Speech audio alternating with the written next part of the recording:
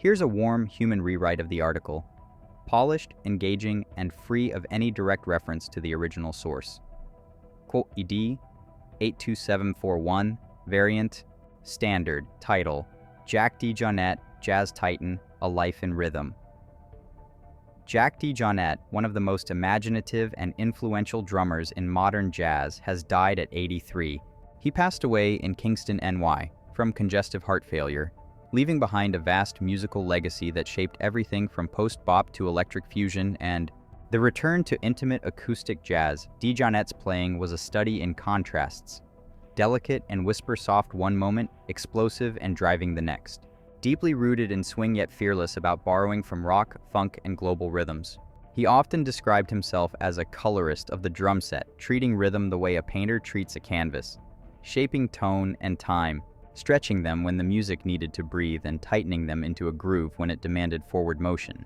His rise came in the late 1960s, a frantic and fertile era when jazz was stretching its boundaries and absorbing new sounds. He first gained wide attention as a member of a breakthrough quartet, whose mix of post-bop energy, earthy R&B, and open improvisation won audiences across concert halls and rock venues alike. That group's live performances and recordings brought jazz to listeners who might otherwise never have heard it on the radio. From there, DeJohnette moved through some of the most pivotal ensembles of his generation.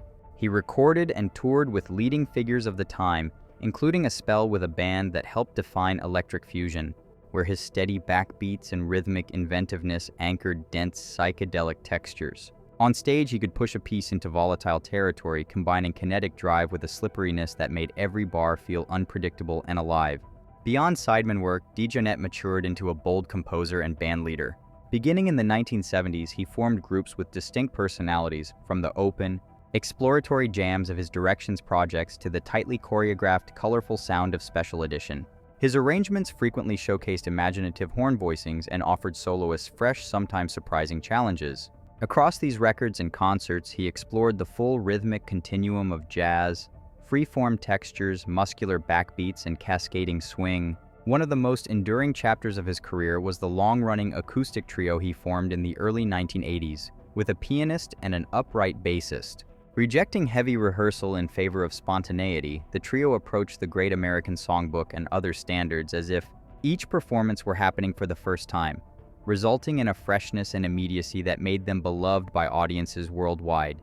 DeJohnette attributed the trio's longevity to that rehearsal-free, in-the-moment approach. Play each piece like it's brand new, be ready for surprises, and follow wherever the music leads. Jack DeJohnette's early life in Chicago set the stage for his musical breadth. Raised on the city's south side, he grew up listening to jazz, classical music, and country broadcasts and started piano lessons at a young age.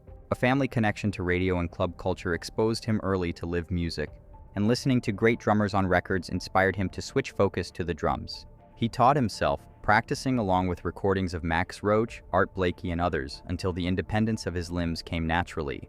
Before moving to New York in the mid-1960s, he freelanced with adventurous artists, sat in with towering figures, and absorbed the city's then electric scene.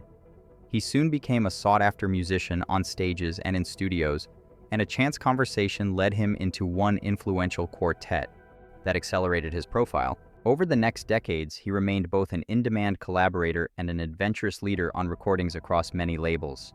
DeJohnette's recorded output is remarkable for its variety. In the 1970s and 80s, he moved effortlessly between undulating grooves, brisk swing, and atmospheric textures.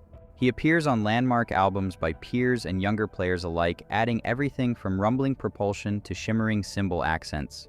Later projects found him engaging with hard rock elements, creating meditative solo piano work, and revisiting the avant-garde roots of his early career.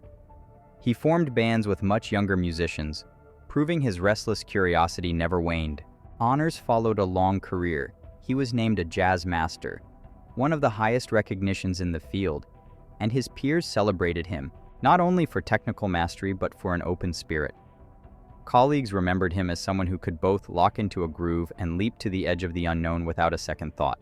He is survived by his wife Lydia, who also managed his career, and their 2 daughters. In private and on stage, DeJohnette often seemed less interested in celebrity than in the work itself, shaping stories through rhythm, coloring sound with nuance, and always listening, both to others and to whatever new possibility lay ahead.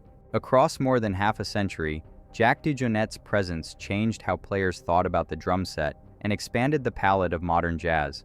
Musicians admired him for his technical range. Listeners loved him for the way he made music feel alive. His voice, both fierce and tender, will echo in jazz rooms and recordings for generations to come. For full video, click related link below or like and subscribe this channel.